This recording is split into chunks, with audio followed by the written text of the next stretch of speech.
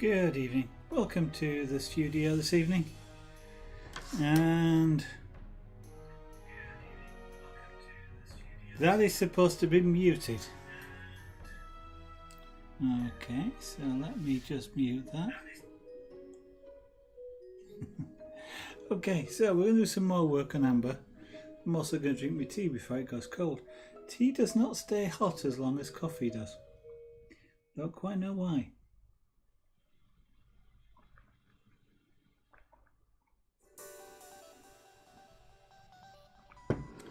Must be all the particulate in coffee, I guess. Right. So I want to create the head feathers down this side. I want to do some work with the eyes. Tidy it around the side. Do something on the twig or the stick or whatever it is amber is stood on, and then we'll be done. There is a possibility we might finish that this evening. Possibility we might not as well, but we shall see. So I'm going to start with a gouge, not a gouge, well it is a, no it's not, it's a flat chisel. And I'm going to just give it a bit of a polish.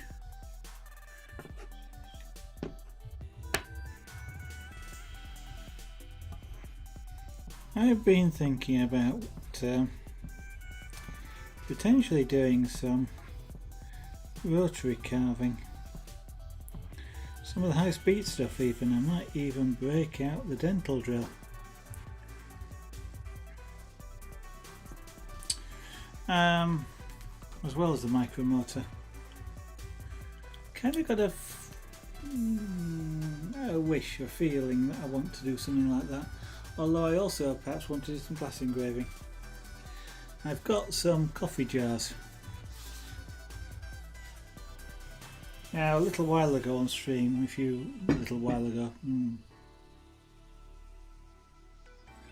when would that have been? Don't actually know, but you know, bearing in mind a little while ago could be relatively meaning a year ago. I did actually do some glass engraving of that on stream. I did some coffee themes with it. So what did we have? One side said coffee because it was a coffee jar, and one side had a Greek cafe table, you know, sort of thing that you'd like to sit and drink your coffee at.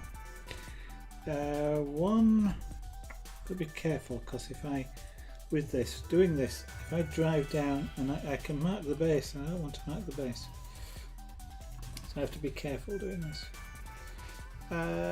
One was a beach at sunset with a palm tree, and what was the third scene? Oh yeah, a cup of coffee. So I was kind of thinking, well, one of the possibilities I've got for engraving those coffee jars, so it's, you know, recycling. One of the possibilities would be to do a triptych, which could be interesting. Not something I've ever done before. I'm always doing new stuff that I've never done before. And a triptych sounds like an interesting idea, although I don't actually know what I'd do in terms of a triptych. And if you're now looking at the screen wondering what on earth a triptych is, I know what it is, but I don't actually know where the word originally comes from. I know partially where the word comes from. I could say triptych, because that's also what it is. Three canvases that go together side by side to make an image. But triptych is what it's called, not triptych, but triptych, triptych, triptych. So the tri is 3, so p-tick, no idea. But so there's that as a possibility. Although what I am thinking in respect to that is what I'd like to do maybe is wait. I need to get some polishing rubbers, because my last one I was a bit careless. My last polishing rubber.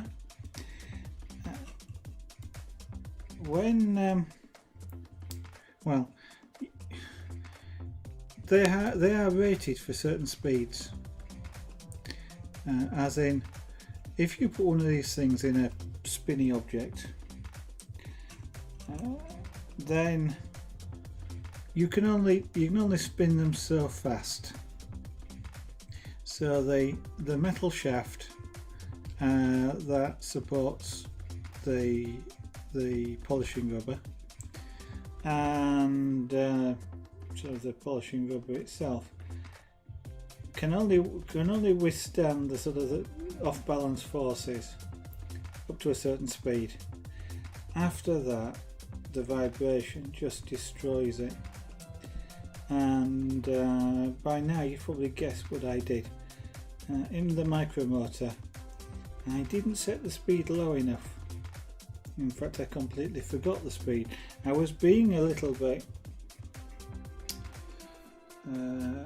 I was trying to just do something fast. I just changed the bit out, and I actually didn't want to reset the speed because I wanted to put the original bit back in at the same speed setting. And so I was controlling the speed with the foot control, which is all right as long as you remember that you've got to run at a slower speed.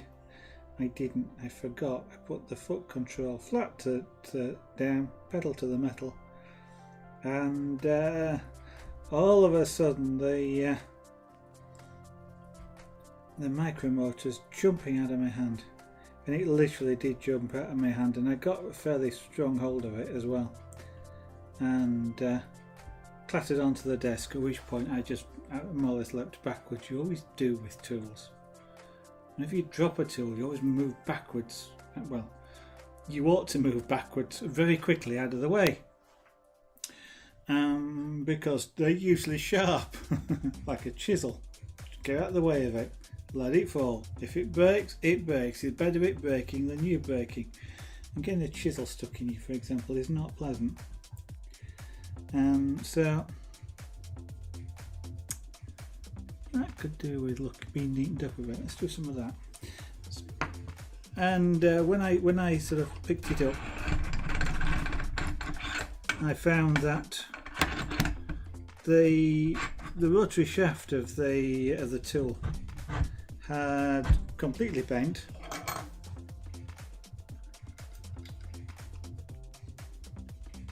and sorry, I can't get that camera any closer, so I don't just want to do some work on this, but I wanted it. Yeah, I do not like this vise. So what was I saying? Yeah, the the shaft that carried the rubber, which was what, 1/8 of an inch. It was a 1/8 inch shaft. Had completely bent into an L shape. That's how much force there is from spinning, from a spinning tool. It was probably something I did sort of, just for the fun of it, try bending it back. There's no way I was going to bend it. So it's there's that much force in a spinning object. That's why you have to take care of tools. Not you have to respect them. Just something so small. I'll get it at some point if I still got it somewhere around. But the head is only about that long, and it was about what, less than ½ an inch in diameter, and it had bent into an L shape. The shaft just below it had bent, completely unusable afterwards. And I do still have it, and it's kind of like, I've still got it as kind of like a reminder, because every time I see it, it's, oh yes, I have to be careful with these tools. You don't take chances with the tools.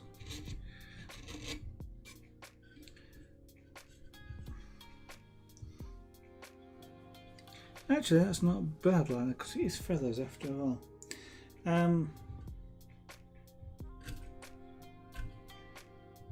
So yes, I want to get some another one, or some more actually. And what the polishing wheels let you do is, having scratched the glass, they polish it and they smooth it back out again. They take the scratches out and make where you're polished, it's shiny again, or a little bit shiny again. So it kind of reverses the effect. So it lets you actually, with careful use, you can create sort of different shades of whiteness, like a grayscale, I guess you can create. And obviously that's a great effect for an artist, to be able to create a grayscale rather than just black and white. Although black and white works works as well, and it just works differently. I mean, after all, that's precisely what I'm doing with scraperboard, is just pure black and white. But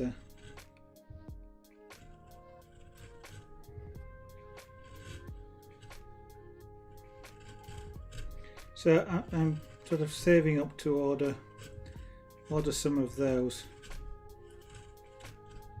and then I'll be, then I've got a bit more flexibility in what I'm doing with the glass engraving. So that's something that whilst I want to have a go, go back to doing some glass engraving, I'm probably going to wait until I can use the polishing tools.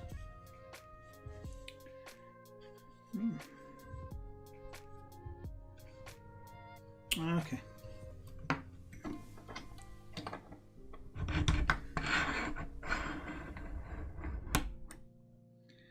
Yeah, I think when I can afford to do it, I'm going to get a carving vise, which is it's kind of the same as this, which is sort of I was about to take it out, but I won't bother. Is a plate underneath with a steel rod in it, and that rod fits onto a ball in the mount, in the clamp, and then you've got sort of 180-degree movement around that ball pivot point. This you do have sort of 180-degree, but it's not very good. So having used this clamp, it's not for me. It might be okay for other people, but it's not something for me. Right, so I've got a little bit of cleaning up to do just around the top of the head here.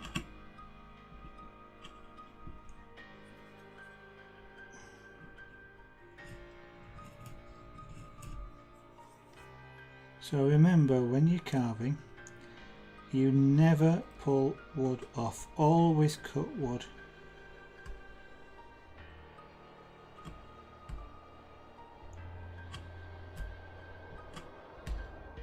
Because the one time when you pull a piece of wood off and you've just got an area perfect, there's a little tiny bit of wood there, a little feather of wood, you'll pull it off and you'll ruin that whole area. So always cut wood, even if it means getting out another tool like a knife or a scalpel. If you have to do, that's it's time well spent. Even if you sort of think, oh, I'm going to waste a lot of time doing that. Well, you'll waste even more time if you damage your work, and you've got to adjust for your mistake. So, did I knock that off? I don't know. I don't like that transition. I'm just going to smooth that transition there.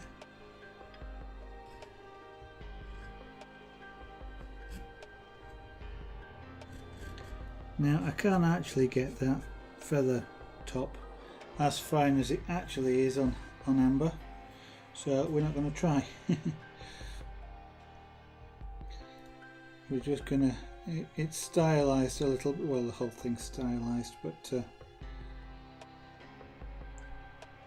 we'll leave it very much there, like, as a representation of those feathers, because there's just one layer of feathers. They're very thin, of course.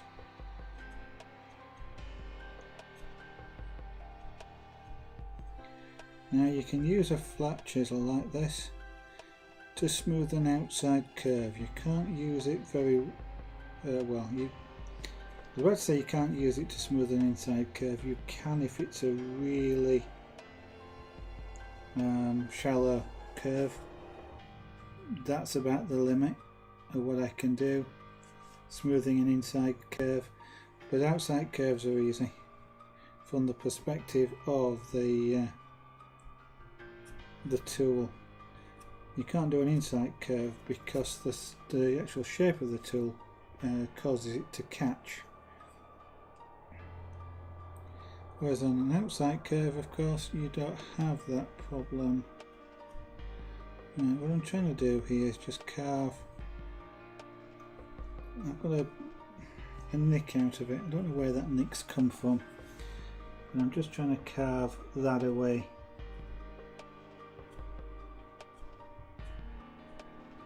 I'm trying actually to take off as little wood as possible.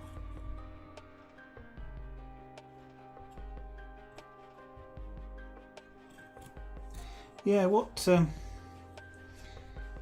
kind of inspired me a little bit to do some power carving is that, what was it for some reason? Well, yeah, I was watching YouTube last night, don't you always, and it suggested a video to me. Now, quite a while ago, I saw some carving using some burrs, actually running angle grinders. Although I think I have one that also runs in my hanging motor. I can't remember the company's name. Excalibur Tools, I suspect. But they name their tools after Knights of the Round Table, like King Arthur and things like that. And that was a long time ago, and yeah, I was quite fascinated by them. And about 6 months ago, the subject came up again with somebody who was doing some work here at the studio. And at the time we were having some trees cut, and the suggestion was that perhaps I ought to carve some of the tree stumps, which was an interesting one, and they actually mentioned the tool again because they'd done some carving themselves. And at the time I'd got too much else to look at, but hey, I found my brush, so I can now brush things away. Yeah, I was sort of looked at it then, and that beak wants to come to a point. But yeah, at that time, too much else going on, I couldn't really justify it. And I'd kind of forgotten all about it. And last night YouTube did its suggesting, and what it suggested was a video which was actually by a luthier here in the UK, somebody who makes guitars, purple something guitars. Off the top of my head, I can't actually remember what they were called now. And he was actually reviewing not those tools, but ones from a different company. And whilst he referenced some other company's version, he didn't actually say what it was, but he did say he didn't like them. But then he tried these out from this other company, and he was seriously impressed by them. You could tell just by his reaction. But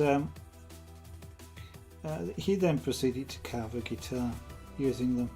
But just watching him carve with the tools was just sort of, I just sort of was inspired, if you like, to not necessarily to use those particular tools, but to do some power carving. So that may be something that we will take a look at. See, what I could do with doing here is, if I make this beak narrow at the base that I'm doing here, then it will look sharper.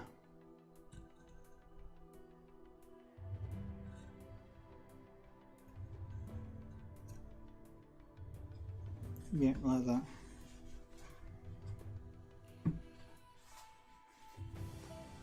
So excuse me going off camera, but this carving mount means I kind of have to go where it is, not I can't move it to where I am.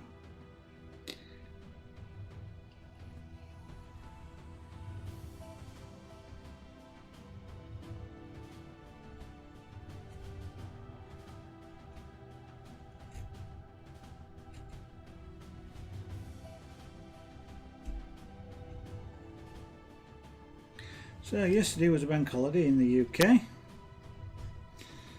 I had the day off work, I'm glad to say, and with a nice weather I spent quite a bit of time yesterday, a couple of hours, flying some of my remote control model helicopters.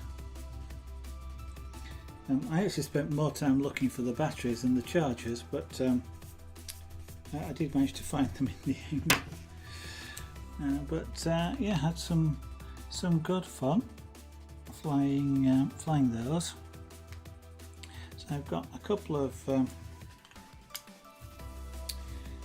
helicopter-like looking helicopters.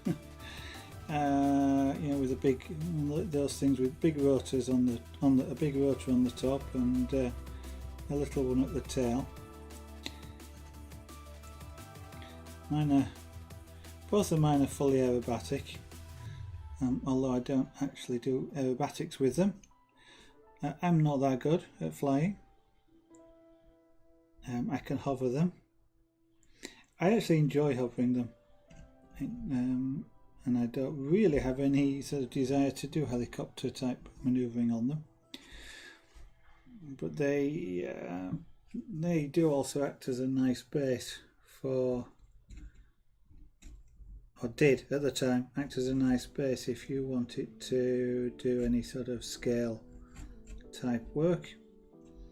And scale is something which interests me. At the moment, not enough to do anything about it.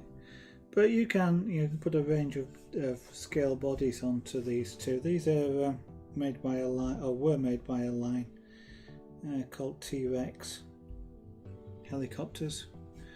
One has a blade diameter, the collar rotor head. They tend to measure them by the diameter of the rotor head, which is the two blades side by side, end to end, or what they call the rotor disc diameter. And one of them is 450 millimeters, nearly half a meter. The other's 250. And I've not flown either of those now, or I hadn't flown either of those for over a year. Literally not even turned the radio on. And what kind of surprised me is that with both of them really, is that I just spooled them up, ran the blades up and took off. And I was flying them, and no sort of hesitation or anything. I was just able to fly them. Kind of, I suppose, rather like the proverbial riding of the bike. Once you can ride a bike, you sort of just need to be reminded sometimes. And I didn't take much reminding to fly the helicopters, so that was kind of great fun. I've also got actually got 3 quadcopters, so they're not drones. If anybody was thinking that, they're called quadcopters from the point of view of they're helicopters with quad rotors as opposed to a single rotor. And they're not drones because they're not autonomous vehicles. A drone is kind of that. It's almost a misnomer in a way. Drones are sort of, a drone is has a connotations of being something stupid, and yet of course in helicopter terms a drone is, well, or I guess even in plane terms, a drone is either fully or a semi-autonomous vehicle. So nothing stupid about it at all. They're relatively intelligent. But in any case, mine aren't. Mine are actually just helicopters. They have to be flown. They do have some flying assist, stability control, but essentially they are just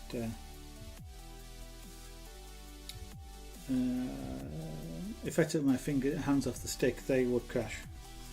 They don't even stay in the air by themselves. So for that point of view, they're not a drone. They are remote control vehicles. And but yes, I only flew one of them yesterday, but it's kind of my favourite of the 3 quads to fly, and I mainly only flew that one because it's the only one I got the batteries charged for. The middle-sized one I'd forgotten to charge its battery, and the small ones I couldn't find its batteries for long enough. Now then, I don't know what to do with this. What shall we make this? Let's sort of round it off, I think. So let's get a gouge. Yeah, let's go with a big gouge. Just because I haven't used it for a while.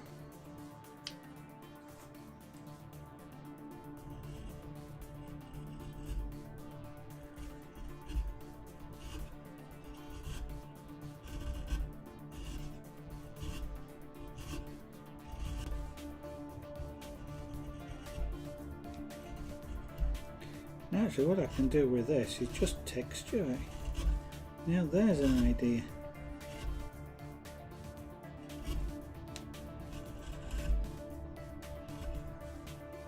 So rather than actually even, yeah, I'm going to have to, now then, that chisel has stopped. That means I'm carving it wrongly. I'm either, oh, I do not like this mount.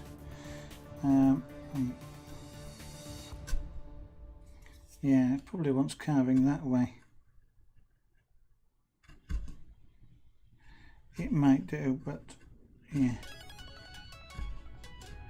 When a chisel stops in a piece of wood, take notice. It's telling you something. Usually telling you you're carving it in the wrong way. And if you don't take notice, you'll split the wood.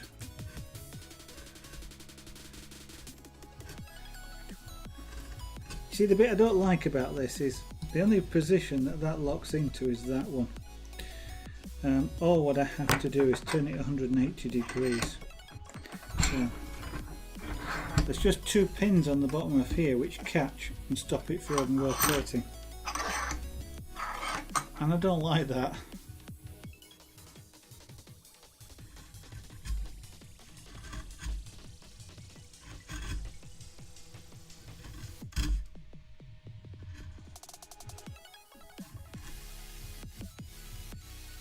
Now that's splitting. Okay, so I felt that wood was splitting as I was carving it, so that meant stop. Work out what you're doing and fix it.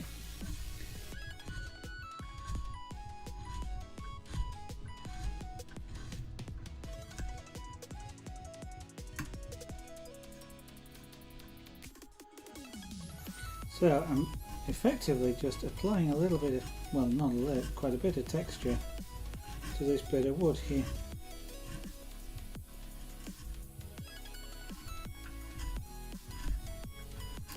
Essentially roughing it up, because what I was thinking of is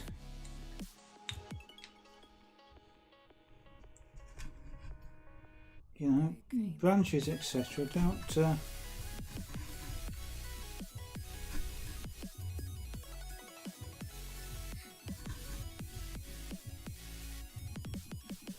are not always smooth.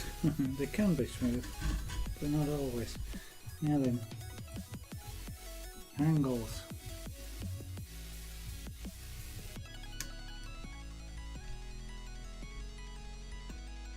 That's a real pig of an area to carve. That wood does not want to carve clean. It's tearing, it's not cutting. And it's doing that because I'm carving in the wrong direction. I just don't know what the right direction is.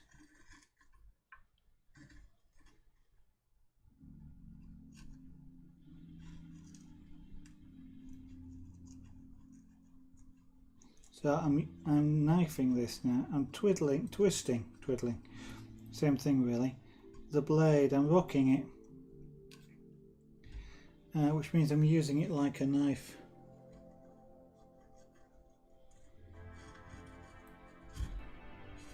It could be that this wants a bit of a sharpen, so let's sharpen it.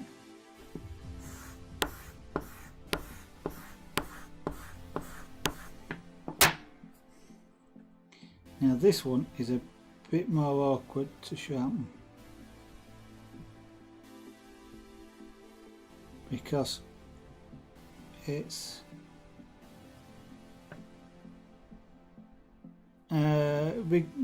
such a deep gouge. It's quite awkward to hold it at the right angle and to twist it at the same time. Let's see if that's made any difference. A little.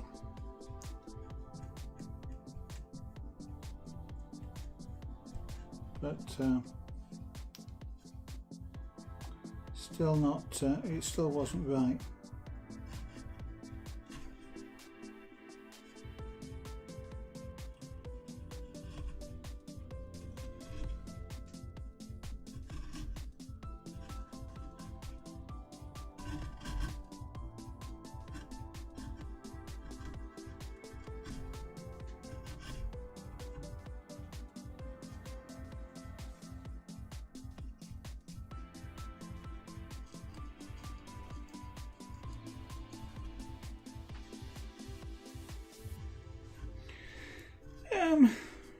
That's not bad.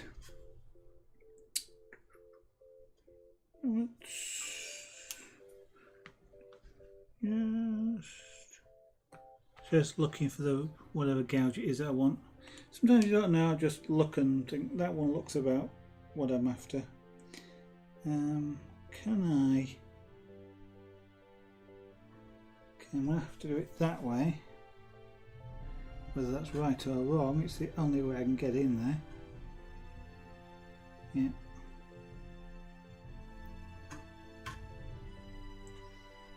Now I just need to lose. Ah, so. Now, sometimes you just cannot get. You end up sometimes going to all sorts of contortions just to get where you get into the direction that you want to carve something with. Now then, what I'm just going to do is tidying up this claw a little bit.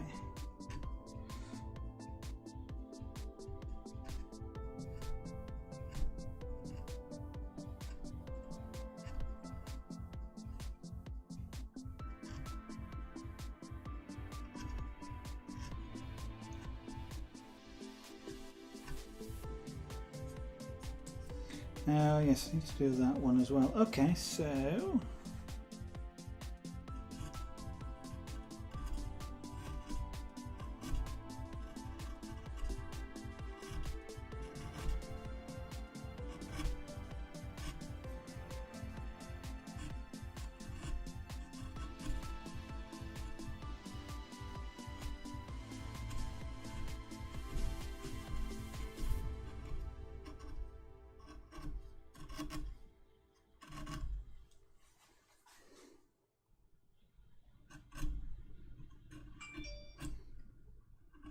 when you're carving, as I mentioned at the start, when you're carving down onto finished work, you have to be really careful, because you apply too much pressure and the chisel snaps downwards, you'll end up with a mark in the finished work. And then, sort of to work around that, you have to carve a bit more out.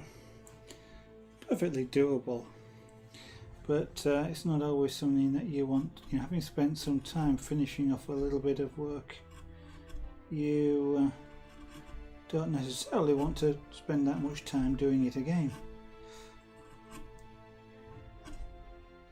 Now you could argue that if you sequence the work correctly, then there would be no need to do that, and that's perfectly true.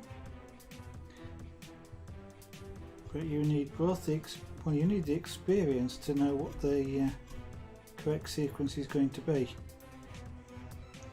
And if you've never done it before, then you know, it's you learn the sequence as you're doing it. You can think through some of it. I mean, I hadn't yet shaped this claw, so I ought to have realised that one of the things I'm going to want to do is carve down the sides of it. So I might want to leave, you know, the twig until after I've carved this claw. But hindsight's a wonderful thing. Makes so many things so easy when you know.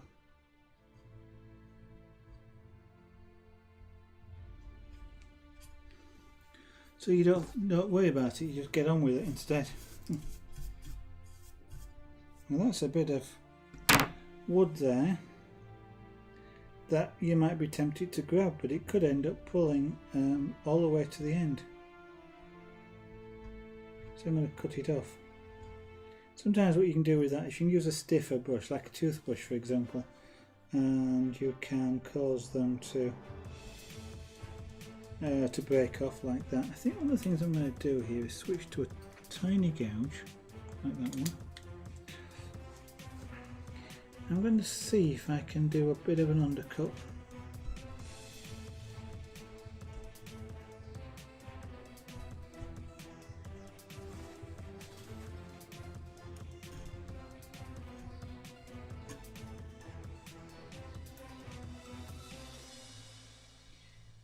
So we give the impression of a curved talon, which of course is what it is, but I don't actually want to put a hole through it. I could put a hole through, but I don't want to. Creating bridges like that in work, if you don't need to do it, it tends to be better if you don't. That way the wood that's left has got something to support it. You can create bridges, I have done, for certain things. You know, if you're doing a ribbon, for example, some, you know, curved ribbon that sort of folds over, knots itself, which is a piece I did at one point, then, you know, the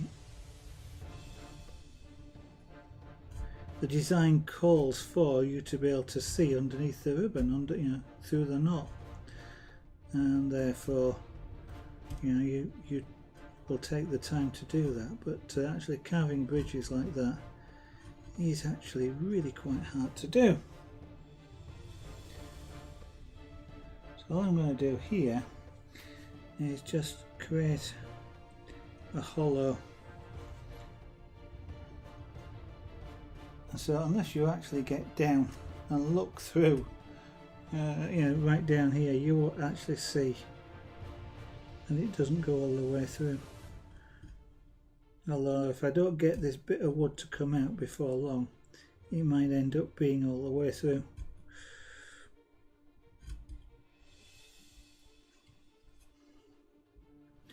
Right, switch back to a flat for the minute, because I want to smooth off this side.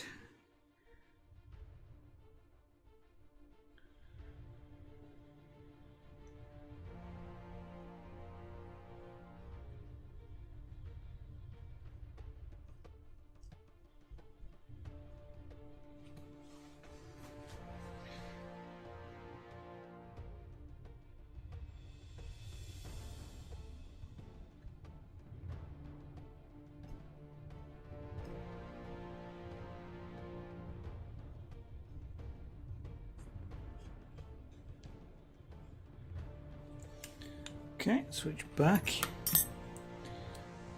Now these little tiny gouges are really for really detailed work.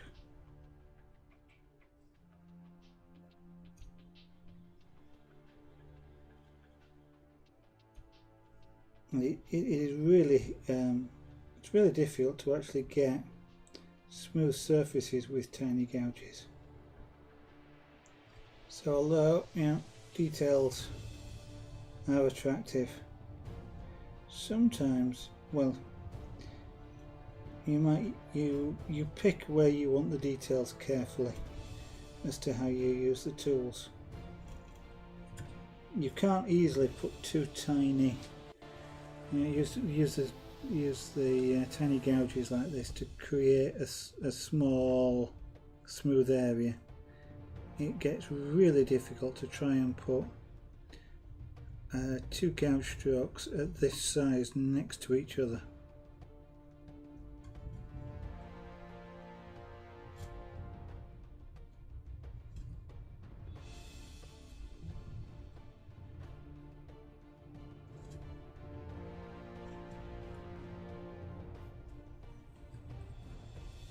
Now, excuse me being off camera, but I can't see the work otherwise. Actually, what I should be doing with this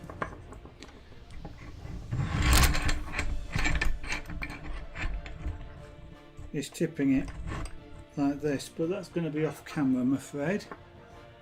Leazar, good evening, welcome to the stream.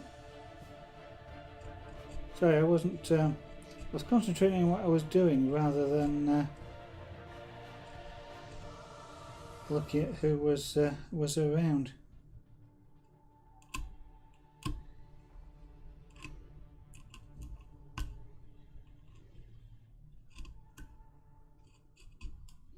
So I'm now getting bits of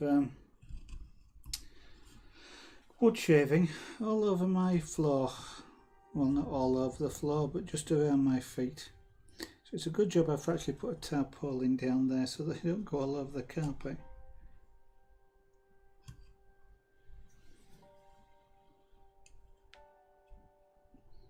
When I bought this carving vise, I was hoping that it would help me to keep working over the top of the table and just keep bits on the table where they're easier to sweep up. Didn't work out that way. Okay, now then, so I've created sort of a shadow area just underneath the claws here, or this claw. So it kind of looks like it's coming over the top like that, and you can get that little shadow that you can see on my hand there, on this piece as well. It doesn't actually go all the way through. I'm not going to take it all the way through either, because then that leaves this wood a lot more vulnerable to being knocked off. So did you do anything interesting over the weekend, Laser? It was a bank holiday to me, so I got to have yesterday off as well.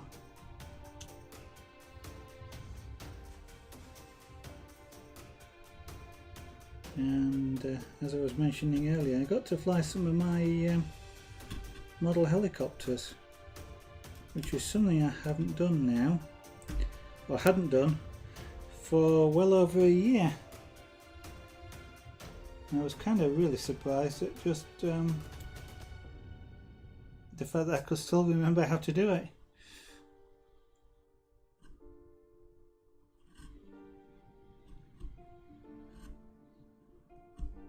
Because none of my helicopters are drones. Have got no flight, well, I was about to say they've got no flight assistance. They've got some stability assistance, but they actually have to be flown, otherwise they fall out of the sky.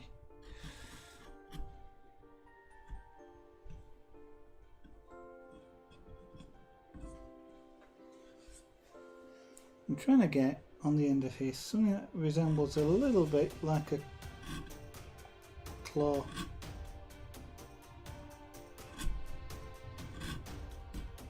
As opposed to something that's kind of a bit sausage shaped.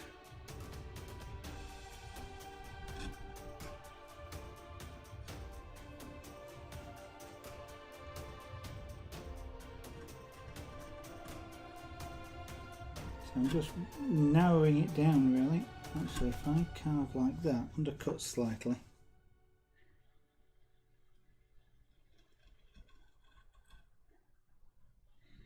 That'll give more an impression, that will do.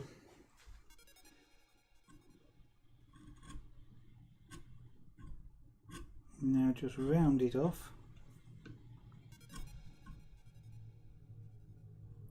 Sorry I'm in the way of the camera, but my hands need to go there in order to carve.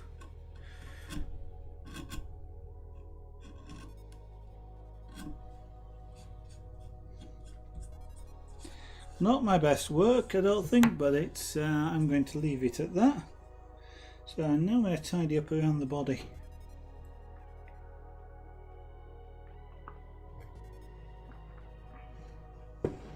And one of the things I'm going to do with that is undercut it almost all the way around. Again, makes it look as though it's off the back by undercutting, creates that shadow.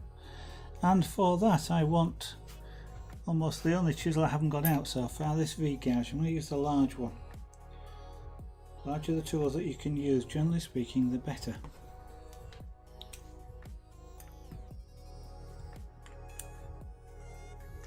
Of course.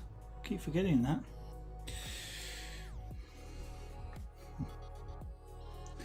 Right, so what I'm going to do here is I'm going to use this tool. I'm going to keep the right hand edge flat against the baseboard and let the top edge do most of the cutting. That way I don't cut into the base.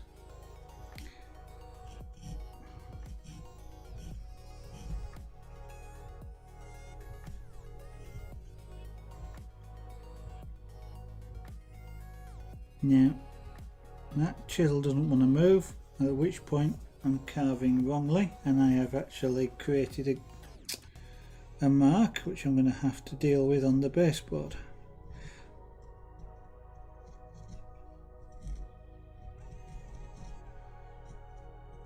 So the idea wasn't to mark the baseboard. That was the idea. It didn't work like that. So we will fix it.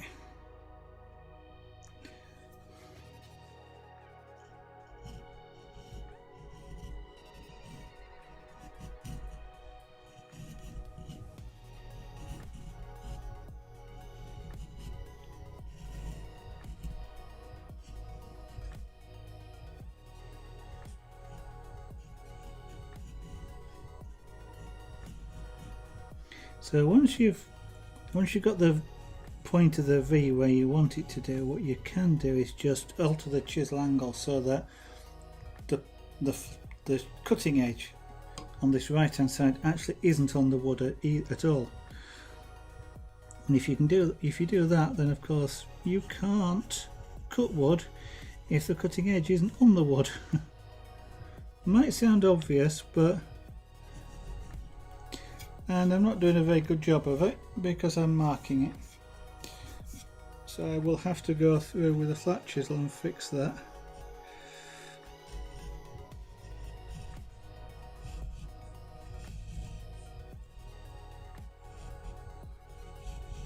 Which probably means I might have done as good a job just using the flat chisel in the first place. But one of the reasons why I try all these new things out is to learn. And so I just learned.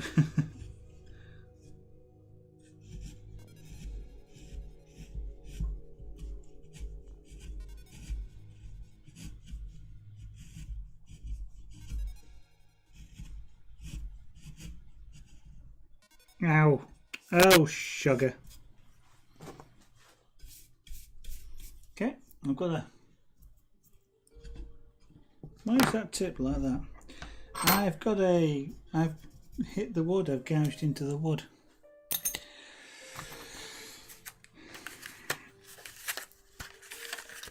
And what I've got to do now is get rid of that. And the only way to get rid of that is to reshape a whole area around here.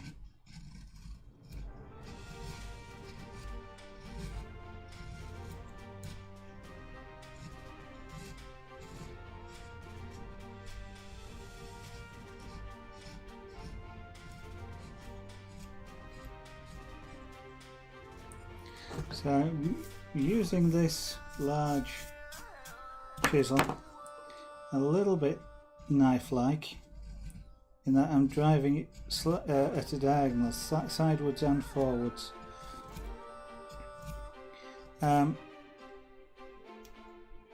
It's allowing me a little bit more control to do that, to take fine shavings. With my sort of level of skill. With more skill I could drive straight forward on this, but by shaving it I'm using less force and I have better control. I'm sure that as you learn to carve better you could probably use this chisel properly and just use it as a push chisel.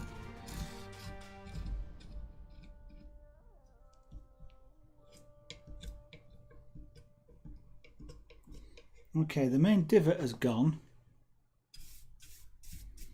but now I've still got the marks around the edge where the V gouge did its job and it gouged. Now actually, this is one of the rare occasions when you may actually use a chisel upside down, by the way, is on a flat board like this, because if you hold it flat and drive the chisel forward, if there's any bumps it will have more of a tendency to catch them. If you use the chisel the right way, then it will ride the bumps and any variation in your hand will create more bumps. If you hold it flat down like this, the cutting edge actually isn't exactly on the board, but if you drive forward then when, and this has been smoothed down, but if you drive forward, that's when you will actually catch, as I just did, I'm doing there, little bits that aren't quite flat, and it's about the only time you use a flat chisel upside down. So I'm kind of using it like a plane. Now I can feel that that's not flat, but it's flat enough that it doesn't catch on this chisel, and therefore, you know, if I want to get any smoother than that, about the only way of doing it would be to use something like a tiny plane, like a thumb plane or something like that, the sort of thing an instrument maker might use, as a musical instrument.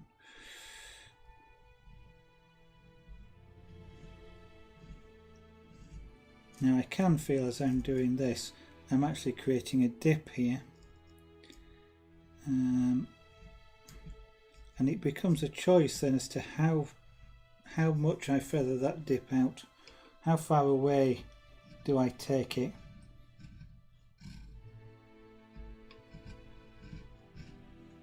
Because if I create too much of a dip at this end, the light will bounce off it in a different way, and you'll still see the bit that I'm trying to hide, which is this mistake that I've made. Actually, I suppose I'm not actually trying to hide it, I'm actually trying to make it go away. So I've gone past the stage of trying to hide it. I'm actually working with that mistake and making the mistake go away. Now, trying to flatten a board like this using a flat chisel, you're best using the biggest, widest chisels you can to do it with. You stand a lot better chance of actually creating a flat area, but it is more than likely that it will actually sort of undulate up and down, and it takes a lot of practice to actually create a flat field, as it might get called. And I'm not good enough, I'm not bad, but I'm not actually good enough to do it completely. But of course, it's practice. One of the ways which carvers avoid that problem would be to create a textured background. So what they might do is, for example, just take like a V-gouge and run lines up it, or a U-gouge, and kind of create a distressed or a scooped look on it. That way, any sort of little bumps and brows and nicks aren't seen. So you know that's kind of hiding the mistake.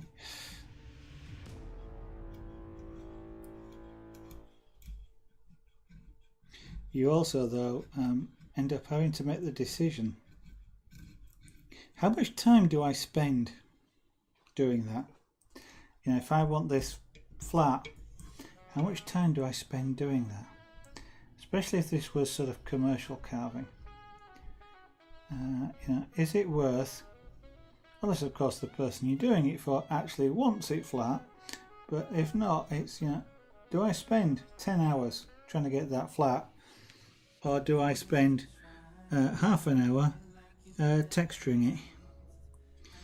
And you know, does the image need a flat background? Would it look better textured? And I mean, here for example, with an owl,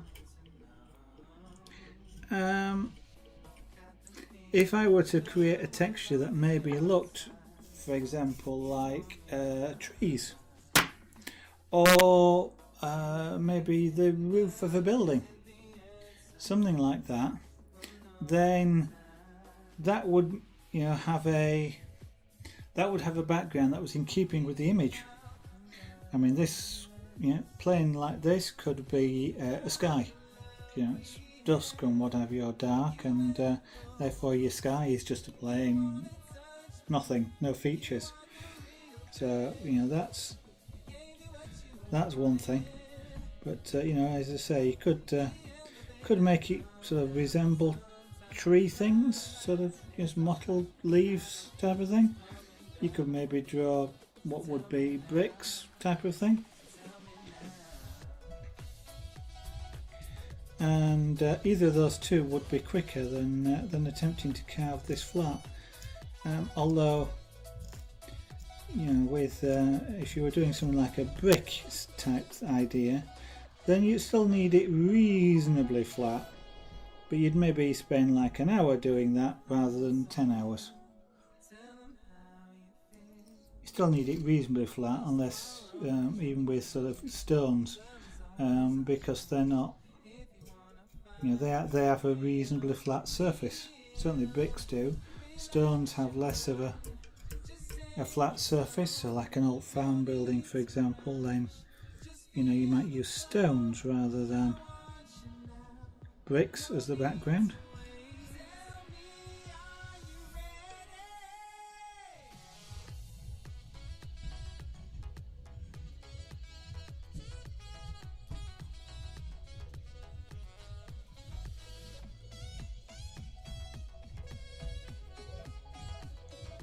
Now when you are doing things like this, you have to develop the controls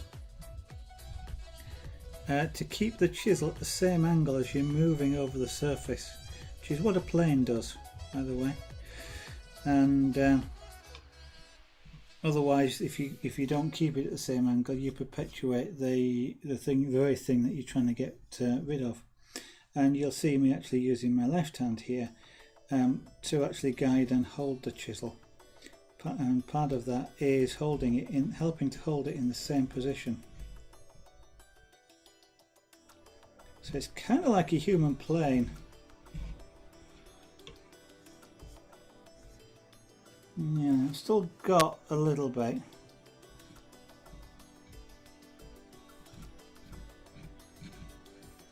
Almost gone there. I have a bit more I want to lose here. I am creating somewhat of a dip though.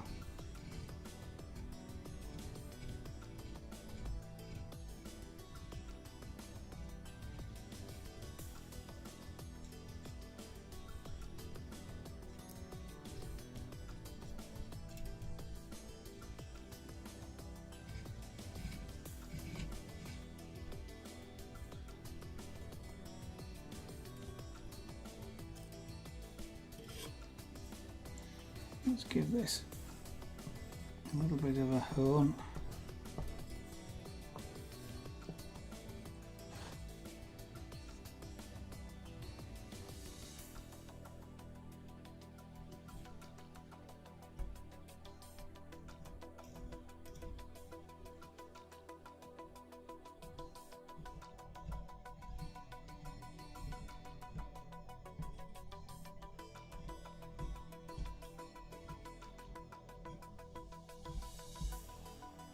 So I am concentrating.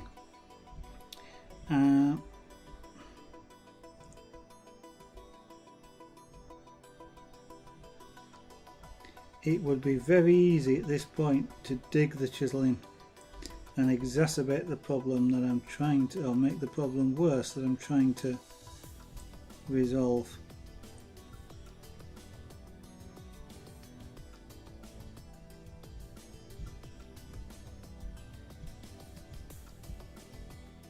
If I take a big chunk out of it, I've got an even worse problem to solve than I did before. So, the moral of this for me at the moment is don't use the V-gouge.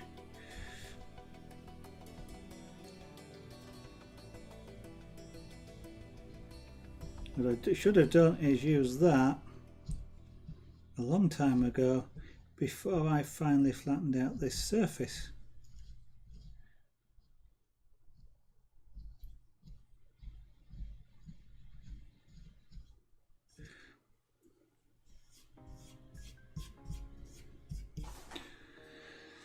I can still see that there. However, let's not worry about that for the moment.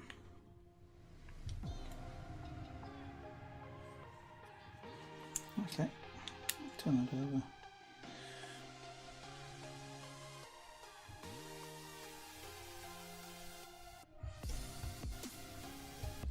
So I'm going to go back to undercutting this using the flat chisel as opposed to the V-gouge.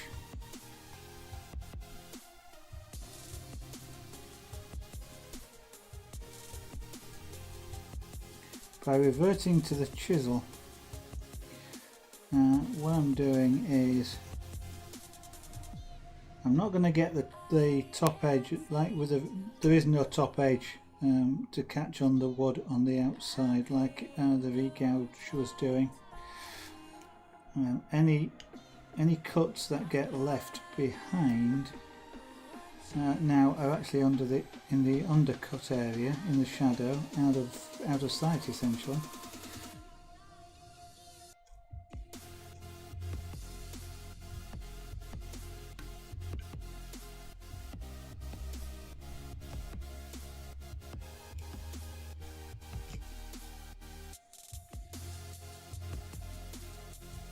Now as I look around the side of this now, I'm getting a shadow right down at the,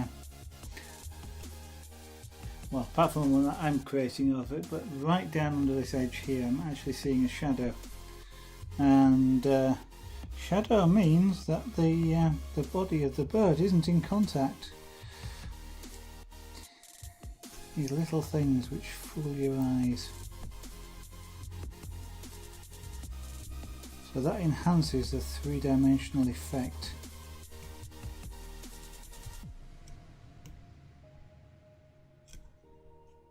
So once I've undercut this, what I want to do is smooth the sides down, because an owl has really smooth feathers.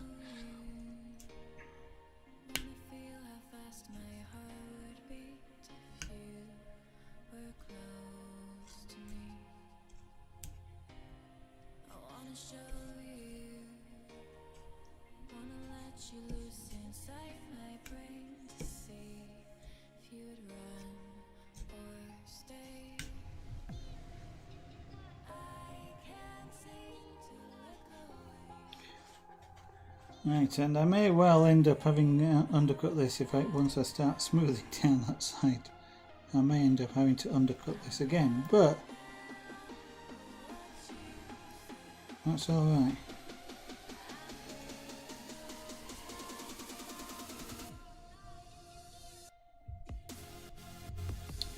I do not like the fact that this vice moves.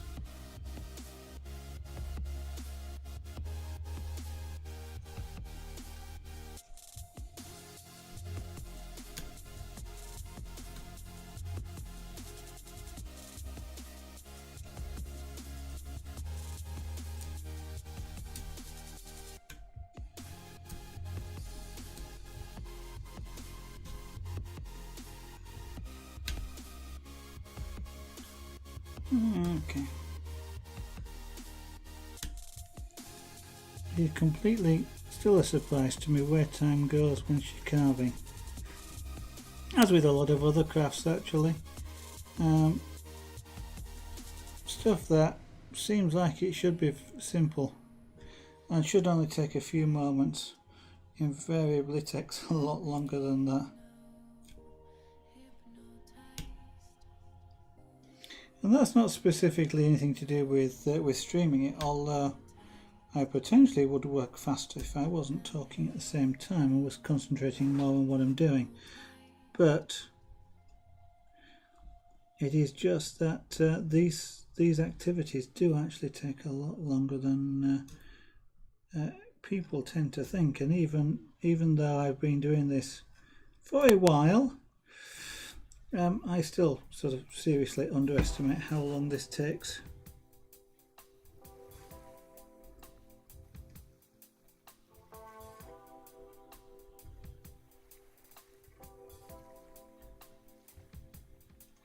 Of course, one of the things that you use to estimate is how long it took you the last time. And usually with the things that I'm doing, there is no last time, so I have no experience of how long it took last time to measure against.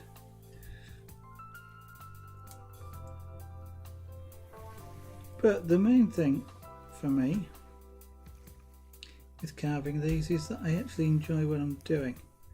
So if I don't enjoy it, I stop doing it. There's no point in doing things that you don't enjoy. Same as if you're carving an object, and you know, like amber here, and you just don't really feel it, can't, you know, you're looking forward to the end or whatever, then it's possibly a good thing actually just to put the project to one side and maybe come back to it again in the future, maybe not.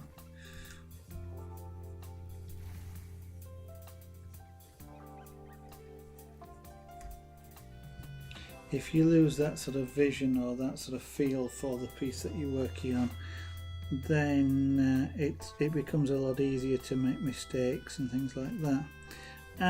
And also it becomes a lot harder to fix those mistakes because you kind of can't be bothered. You've lost the incentive that you had, so it is always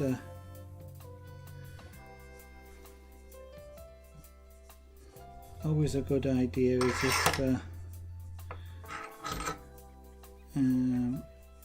if something isn't working for you to stop. Do something else, come back to it later when inspiration strikes again.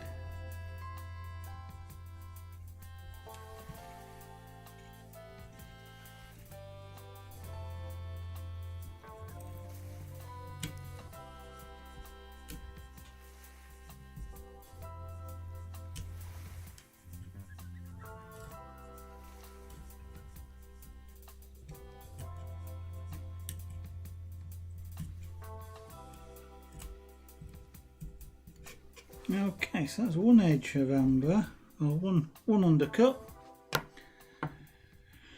Whew, I shall now take a drink. It's warm. It's a warm activity, is this, surprisingly so. You use a lot of very fine motor control, muscle control, but that takes a lot of effort to do.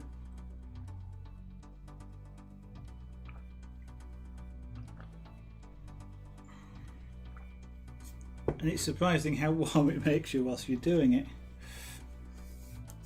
I found my paintbrush. By the way, anybody that's been watching for a little bit has known that I've not had my paintbrush. Couldn't find it, and then today I just came across it and I immediately grabbed it and put it on the workbench so I wouldn't lose it again.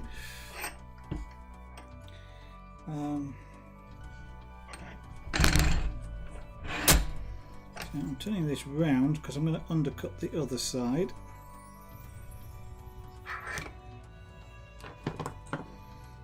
So we'll go through the same exercise. So an undercut is literally that. I cut at an angle underneath and then chop the bottom off it, so I'm cutting like a wedge. I'm doing the same thing as the V-gouge would do, and in principle would do the job quicker.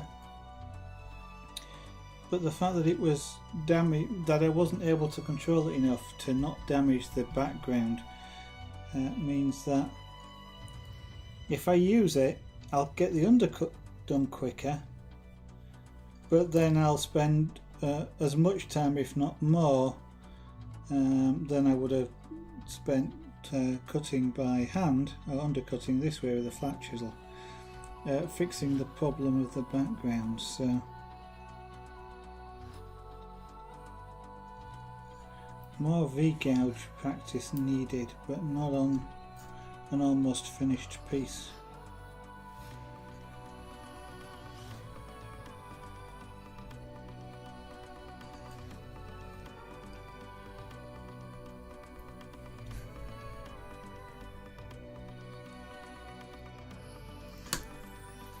I don't actually know why I didn't undercut this earlier in the life of the piece, because I would have known back then that I actually needed to do, or maybe I didn't know back then, but you almost always need to do it, so I'm not quite sure why I didn't.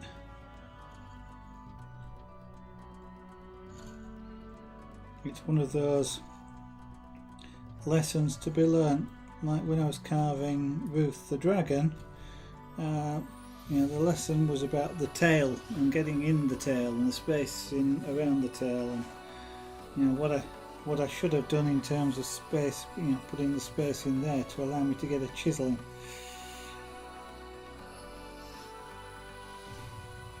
And if I can come away from every piece that I do having learnt something, that will be quite amazing.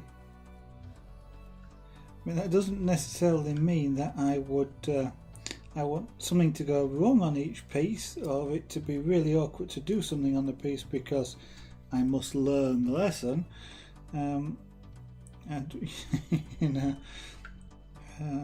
I'd rather sort of the lessons were, hey, you can create a nice texture by, rather than, hey, you can fix a mistake by not doing it in the first place.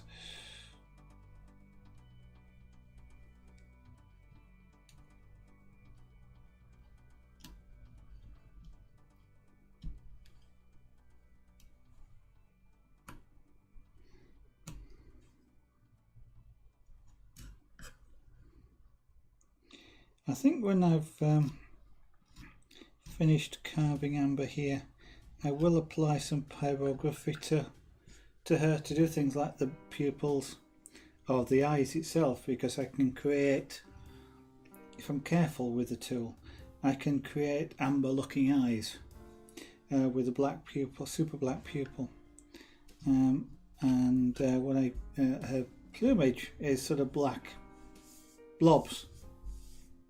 Sort of a description, it seems reasonable. All the feathers are mottled black and sort of ivory colour.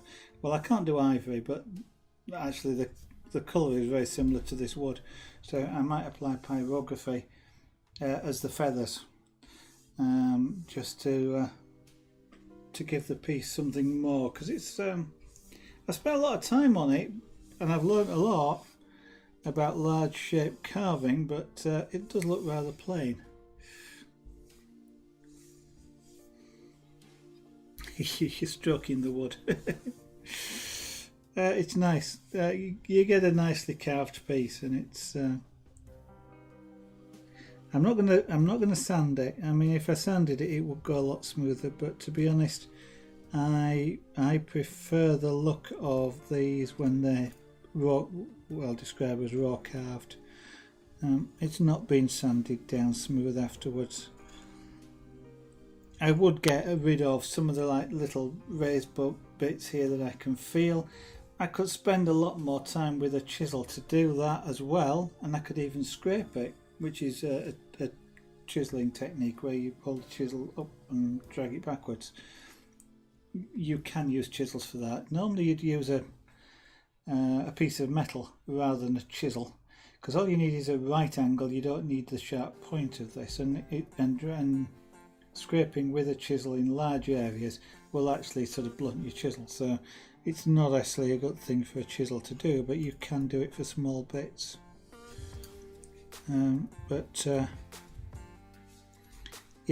Scraping is a way of smoothing things off, and it's a technique which will actually get rid of the small bumps and things.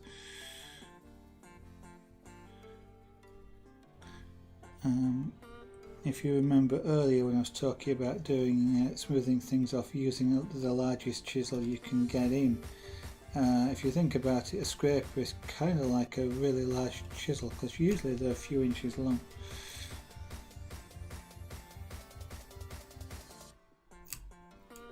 Instrument makers use them quite a lot for sort of final shaping and smooth shaping. And you get them in all sorts of shapes as well, with curves in and compound curves and all sorts of things. So they can sort of shape like a guitar body, for example, or a violin body.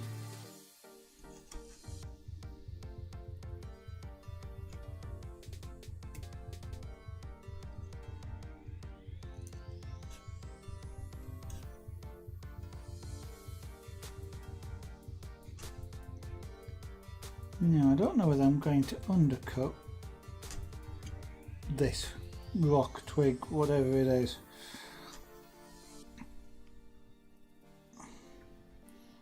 I've sort of textured it ambiguously. It could be a rock, it could be a large branch.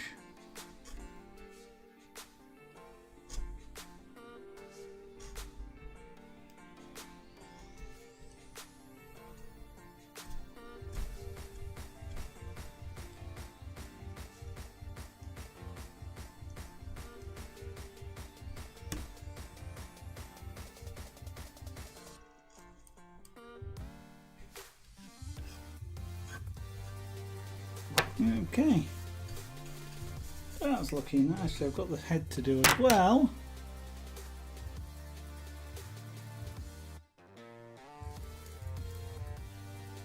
So when I'm undercutting, you might notice I've got the chisel upside down in the handle. If you've got that good an eyesight that you saw it. I'm not actually using it upside down, but because I want the cutting edge to be against the wood I'm keeping, it's easier to put it in the handle this way up than to sort of use the chisel upside down. That's one of the nice things about using handles with removable blades. I can do that.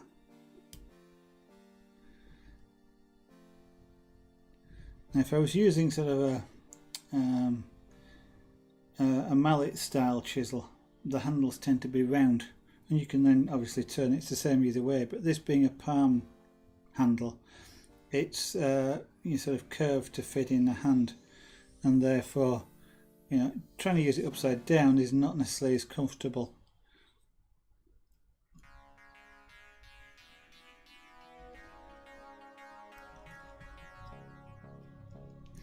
Although you can get, and even for this company I think, you can get upside down chisels where the bevel is on the opposite side. Mostly the gouges, but I've got a feeling that they do actually have one for a flat chisel that's like that as well. Well, I'm not quite sure why. What you can get also is double-sided chisels. So I'm just trying. I haven't got one to hand. I've got what's called a skew chisel because it's got an angled end, but it's actually got a bevel on both sides. So instead of coming to a flat point, it comes to a pointy point. If you can understand what I mean. So it can actually be used either way up.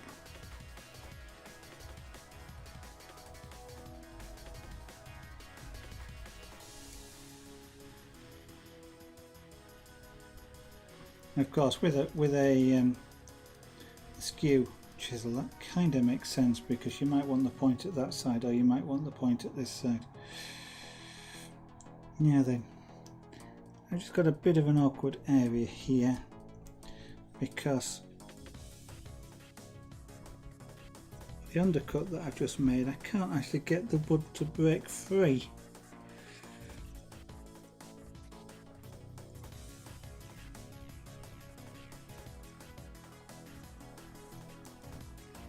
There we go. And by break free I mean me cut it off in the properly. I didn't want to pull it out. As I keep mentioning, you don't pull wood, you always cut wood.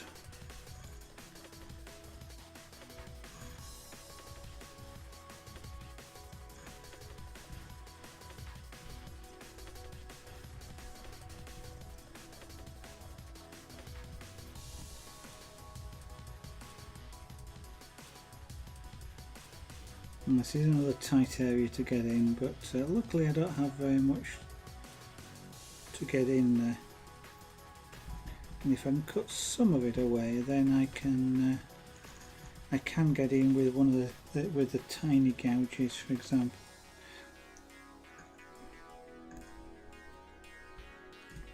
Just to clean up some of the wood if necessary.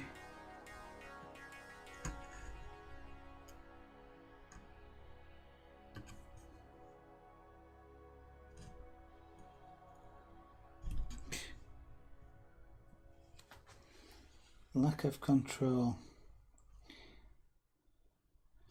That was an illustration, an unintended illustration of lack of control just then. The chisel slipped and it banged and it actually stuck in over here. Now as it happened, that's the undercut, so you can't see it. That could have, if that had been sort of a face wanted visible, that could have been an issue. And it really meant I didn't have as much the control over the chisel that I should have. So I wasn't holding it sufficiently for the, or supporting it. You know, basically too much force for the control that I had.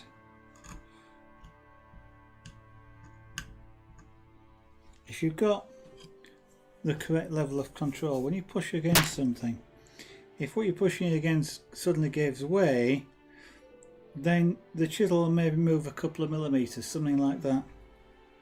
If it moves more than that, you've been applying too much force for the level of control.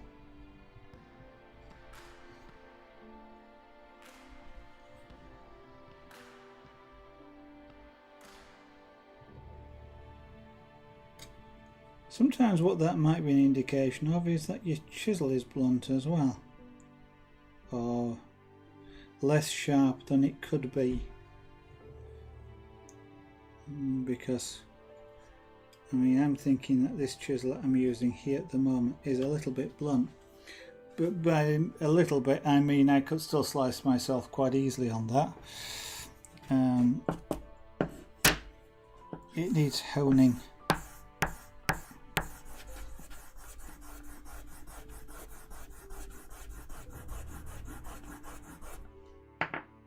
So, you know, sharpness is something that's relative, but you will find that all carvers will regularly hone,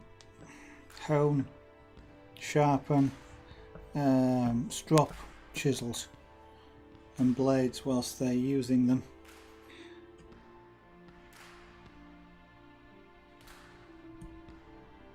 You know, they're kind of three different levels of sharpening there, description of. So sort of sharpening is kind of taking something that wouldn't cut paper and making it sharp enough to cut paper. You know, it's going from blunt, actually blunt, to something sharp. Honing is kind of making that sharp a lot more sharper, and then stropping is adding that final edge to it. And effectively all I'm doing sort of halfway between stropping and honing, because I'm using a polishing compound which is doing a little tiny bit of honing, not much, but just a tiny bit.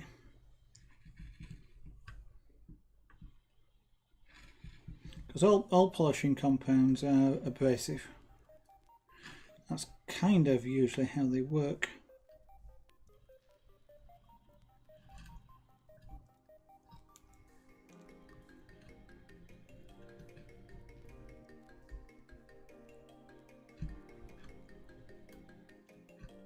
So when you polish your car, for example, you're actually taking the very top layer of paint off, or debris, or whatever's on the top, usually paint. But it is such a fine layer.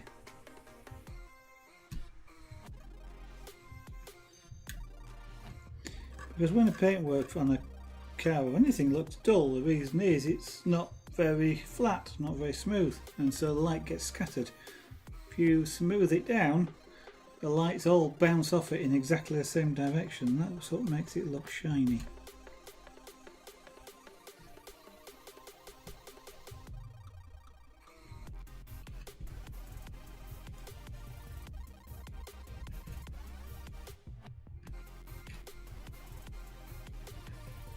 It is the same when for airbrushing, for example, when if I want to apply a clear coat at the end to protect the work, which you usually want to do.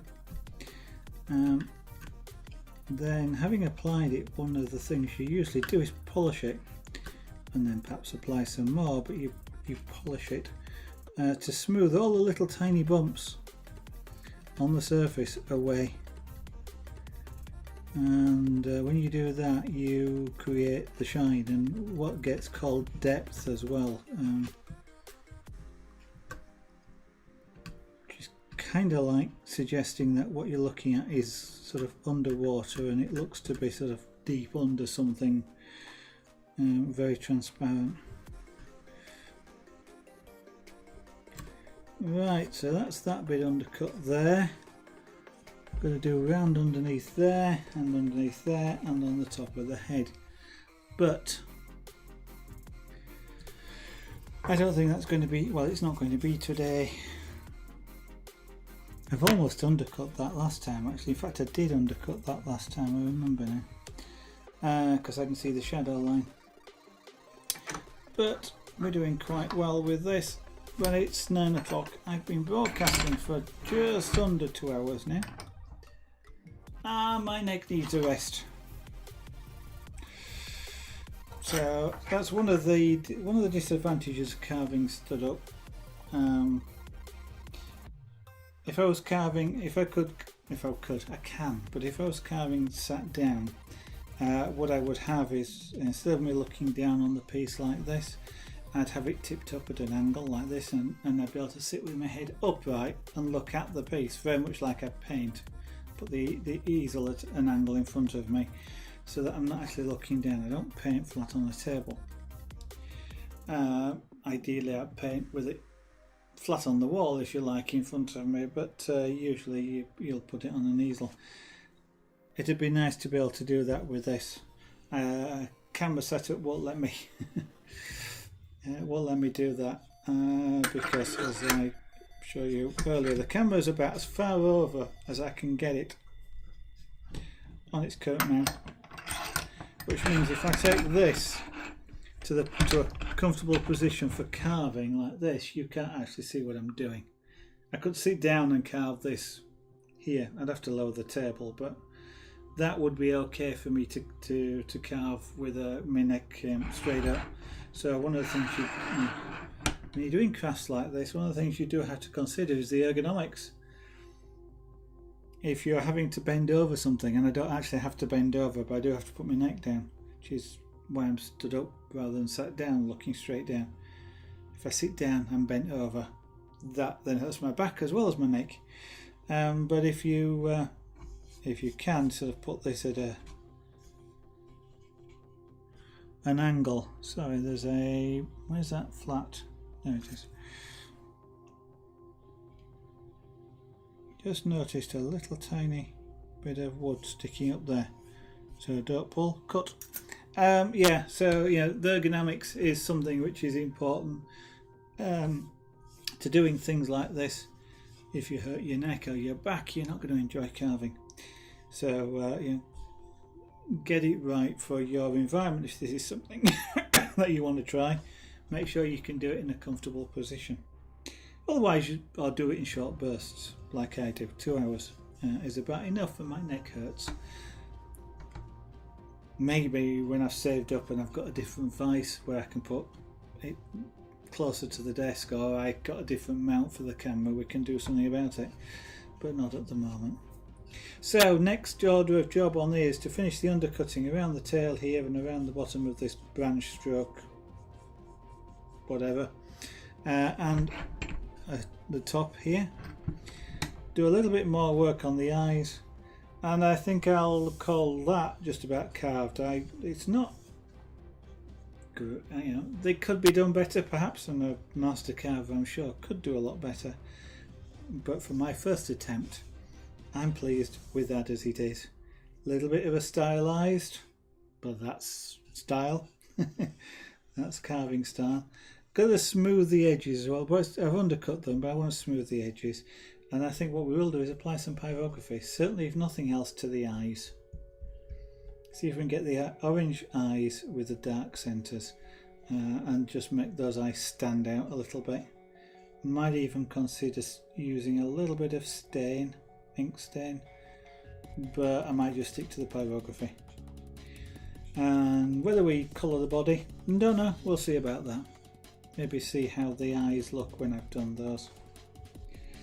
Right, thank you everybody for watching. If you have been watching, if you haven't been watching, then there's not much point in me saying thank you. That's a silly statement, isn't it, in a way? I'm going to say that hopefully I will be streaming again tomorrow.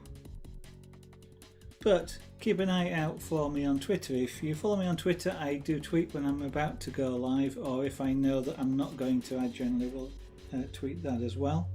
You can of course follow me here on Twitch and get notifications from Twitch in your browser if I'm live or going live. And whilst you've been watching me carve this, you'll have seen lots of pictures like the jewellery that's there. If that's of any interest to you, they're all items which have been made on stream.